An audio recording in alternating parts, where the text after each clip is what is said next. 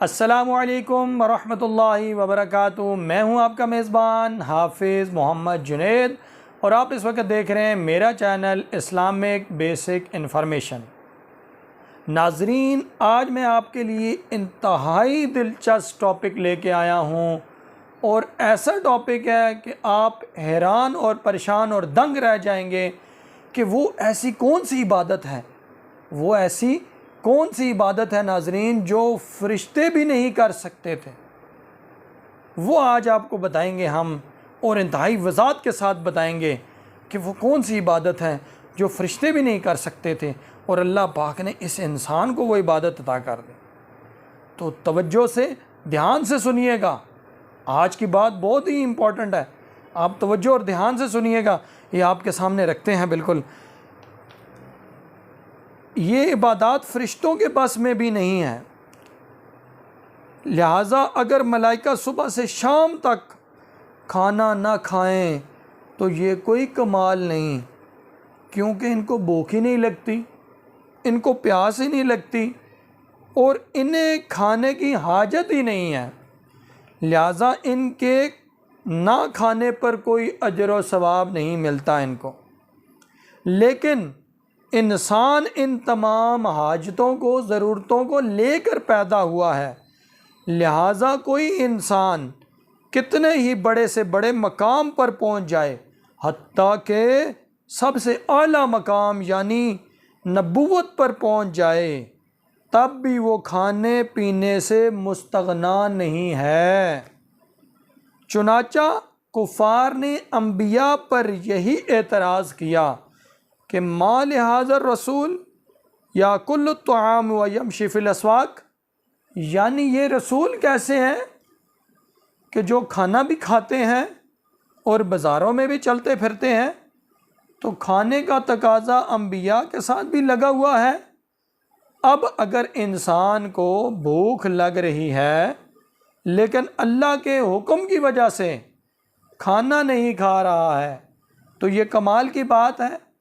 इसलिए अल्लाह ताला ने फ़रिश्तों से फरमाया कि मैं एक ऐसी मखलूक पैदा कर रहा हूँ जिसको भूख भी लगेगी, प्यास भी लगेगी।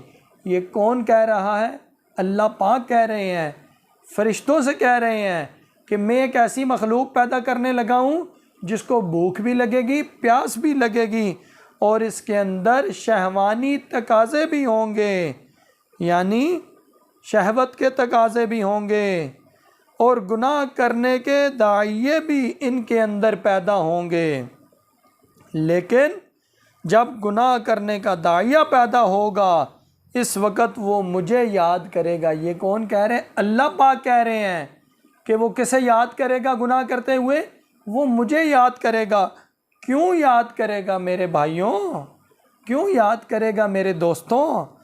और मुझे याद करके अपने नफ्स को गुनाह से बचा लेगा। वो इसलिए अल्लाह को याद करेगा कि वो अल्लाह से डर जाएगा, अल्लाह के खौफ में, अल्लाह के तकद्दुस के तसव्वुर में वो गुनाह से बच जाएगा, अपने नफ्स को बचा लेगा, रोक लेगा कि मैं ये गुनाह नहीं कर सकता, नहीं तो मेरा अल्लाह मुझसे नाराज़ हो जाएगा, नहीं तो मेरे अल्लाह का तकद्दुस किधर जाएगा जो मेरे दिल के अंदर है कि मेरा अल्लाह पाक है, मेरा अल्लाह बहुत बड़ा है, मेरा अल्लाह अज़ीमुल शान है। अल्लाह की तो बड़ाई शुरू करने बैठूं तो मैं यहाँ पूरी रात बैठा लगा रहूँ तो अल्लाह की बड़ाई और वहदानियत जो है वो पूरी नहीं कर सकूँगा मैं बयान।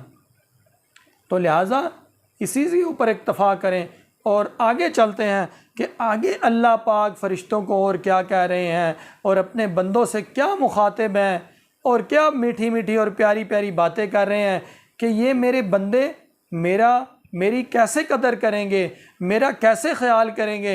ये सुनिए, इंशाअल्लाह आगे भी आपको मज़ा आता रहेगा और आपको पता चलता रहेगा कि अल्लाह आपसे क्या बातें करना चाहते थे और आप किन बातों की तरफ जा रहे हैं, आप किन ख्वाहिशों की तरफ चल पड़े हैं, आप किन नज़रियों की तरफ निकल पड़े हैं, आप अपने आप को किन गलत फहमियों के अंदर डाल रहे हैं। आप ये क्या बातें कर रहे हैं?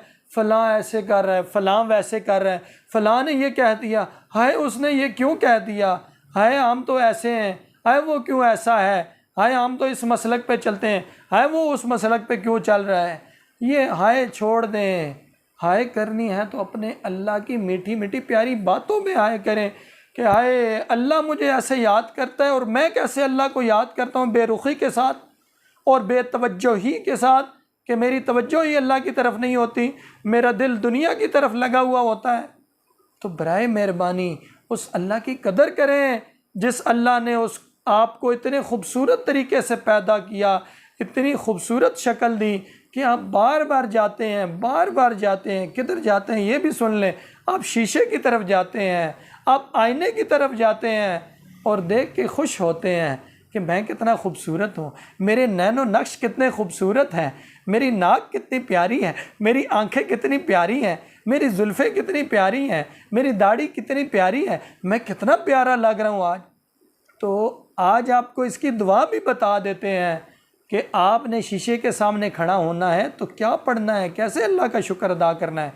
अल्लाहुम्मा अंता हसनता खल्की फहस्सिन खुलूकी, ऐ मेरे मौला, ऐ मेरे आका, ऐ मेरे अल्लाह, ऐ सुबहान व तआला, मुझे जैसी तूने सूरत अता की वैसे मेरी सीरत भी बना दे, वैसे मेरा अंदर भी बना दे। जैसे तूने मेरा खूबसूरत चेहरा बनाया ऐसा मेरा अंदर भी खूबसूरत कर दे। तो चलते हैं अपने टॉपिक की तरफ। तो ये जो है वो गुफ्तगू कहीं और निकल जाएगी। तो गुफ्तगू क्या थी, ये टॉपिक क्या था, दोबारा इसकी हेडिंग पढ़ देते हैं कि वो कौन सी इबादत है जो फरिश्ते भी नहीं कर सकते थे, कि वो गुनाह का दिल में ख्याल आएगा और वो गुनाह पर कुदरत रखता होगा। यहाँ पर एक और बात आपके सामने ऐड कर देते हैं, ये इंतहाई ज़रूरी है कि अल्लाह के अर्श के साए के नीचे कौन लोग हैं, उनमें से एक आदमी वो कौन सा होगा जिसका एक अमल अल्लाह को इतना पसंद है कि अल्लाह पाक जब सारे के सारे इंसान अपने गुनाहों की बकद्दर मैदान हशर में पसीने में अपने गुनाहों की बकद्दर अपने अपने पसीने में डूबे हुए होंगे, शराबूर होंगे, उस वक़्त ये शख्स अल्लाह के अर्श के साए के नीचे होगा। वो कौन सा शख्स होगा जो गुनाह पर पूरी कुदरत रखता हो, पूरी ताकत रखता हो और उस वक़्त उसको रोकने टोकने वाला कोई बंदा ना हो और वो गुनाह कर सकता हो और करने लगा हो, लेकिन उसको ये ख़याल आ जाए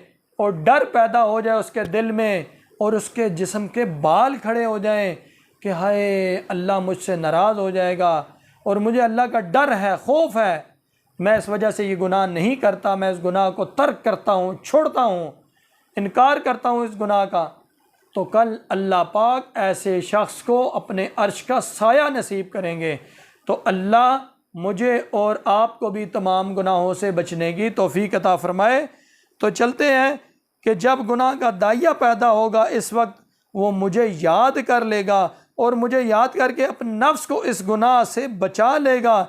इसकी ये इबादत और गुनाह से बचना हमारे यहाँ कदर कीमत रखता है।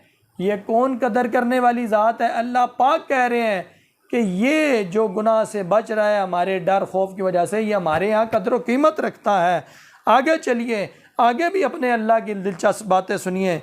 और जिसका अजर व सवाब और बदला देने के लिए हमने ऐसी जन्नत तैयार कर रखी है जिसकी सिफ्त अर्ज़ हस समावात वल अर्ज़ है। इसके लिए इसके दिल में दाइया और तकाज़ा हो रहा है और ख्वाहिशें पैदा हो रही हैं और गुनाह के मुहर्रिकात सामने आ रहे हैं, लेकिन ये इंसान हमारे खौफ और हमारी अज़मत के तसव्वुर से अपनी आँख को गुनाह से बचा लेता है, अपने कान को गुनाह से बचा लेता है, अपनी ज़ुबान को गुनाह से बचा लेता है और गुनाह की तरफ उठते हुए कदमों को रोक लेता है ताकि मेरा अल्लाह मुझसे नाराज़ ना हो जाए। ये इबादत फ़रिश्तों के बस में भी नहीं थी। इस इबादत के लिए इंसान को पैदा किया गया। तो मेरे भाइयों और दोस्तों, अल्लाह का डर और खौफ अल्लाह करे मेरे भी दिल में पैदा हो जाए और आपके भी दिल में पैदा हो जाए।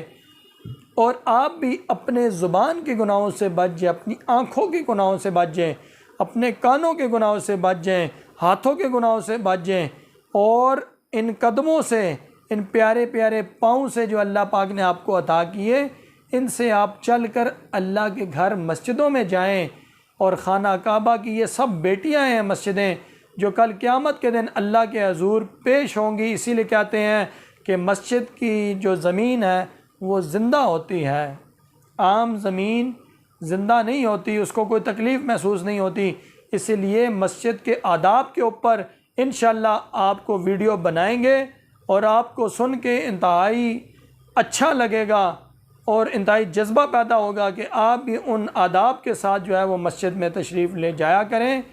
इसी के साथ आज आपसे इस टॉपिक से, जो कि इंतहाई ज़रूरी था, आपसे इजाज़त चाहते हैं। अस्सलामु अलैकुम वरहमतुल्लाहि वबरकातुहू।